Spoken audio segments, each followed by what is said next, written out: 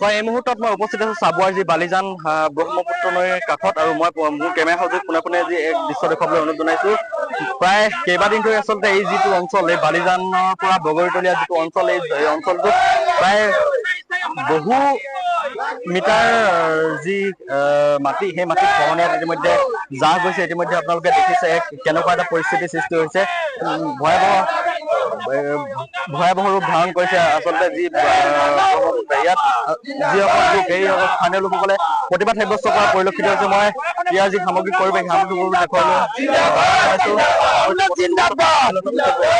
আপোনালোকৰ এই যি সমস্যা, এই সমস্যা আচলতে আপোনাৰ চৰকাৰী পক্ষে কোনো ধৰণৰ চৰকাৰী গাফিলতি আছে বুলি আপোনালোকে ইতিমধ্যে কৈছে, আৰু তাৰ আপোনালোকে আজি কেইবাদিন ধৰি আচলতে এই যি ব্ৰহ্মপুত্ৰৰ খহনীয়াই আপোনালোকৰ বহু মাটি ইতিমধ্যে খহনীয়াত জাহ গৈছে, কি ক'ব? হয়, চাওক, আজি বহু বছৰ ধৰি ৰহমৰীয়া অঞ্চলত হাজাৰ হাজাৰ বিঘা কৃষিভূমি আচলতে গাঁও আচলতে ব্ৰহ্মপুত্ৰত এতিয়া ইতিমধ্যে জাহ গৈছে। আমি ৰহমৰীয়া অঞ্চলৰ স্থানীয় ৰাইজে বা বিভিন্ন দল সংগঠনে বিভিন্ন সময়ত আমি চৰকাৰক ৰহমৰীয়া অঞ্চলৰ গৰাখহনীয়া সমস্যা সমাধানৰ কাৰণে, ৰহমৰীয়া অঞ্চলৰ গৰাখহনীয়া এই সমস্যাটো স্থায়ী সমাধানৰ কাৰণে আমি দাবী জনাই আহিছো।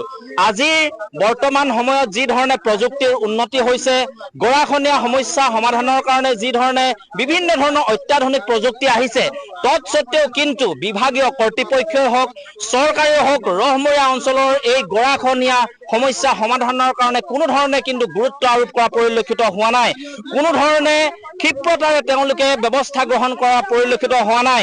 স্থানীয় বিধায়ক দুজনো আছে, ইতিমধ্যে বিনোদ হাজৰিকা ডাঙৰীয়াও আছে, পুনাকন বৰুৱা ডাঙৰীয়াও আছে। তেওঁলোকে যি ধৰণে ক্ষিপ্ৰতাৰে ব্যৱস্থা গ্ৰহণ কৰিব লাগিছিল, তেওঁলোকেও কিন্তু কোনো ধৰণৰ ব্যৱস্থা গ্ৰহণ কৰা পৰিলক্ষিত হোৱা নাই। আনহাতে বিভাগীয় কৰ্তৃপক্ষও, জলসম্পদ বিভাগেও এই অঞ্চলত যি ধৰণে তেওঁলোকে ক্ষিপ্ৰতাৰে গৰাখহনীয়া প্ৰতিৰোধৰ বাবে ব্যৱস্থা গ্ৰহণ কৰিব লাগিছিল, তেওঁলোকে কিন্তু কোনো ধৰণৰ ব্যৱস্থা গ্ৰহণ কৰা পৰিলক্ষিত হোৱা নাই।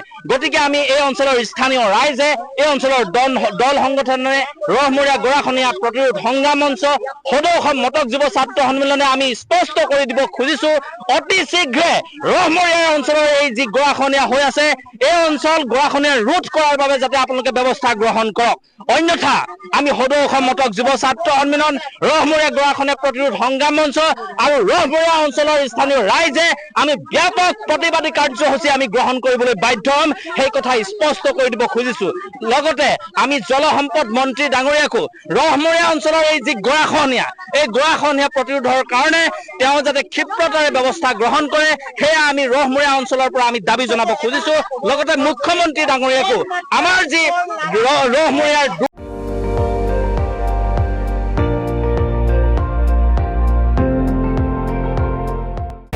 আপুনি চাই আছে ND24, সৰ্বশ্ৰেষ্ঠ নহয়, সৰ্বোত্তমৰ দৌৰ।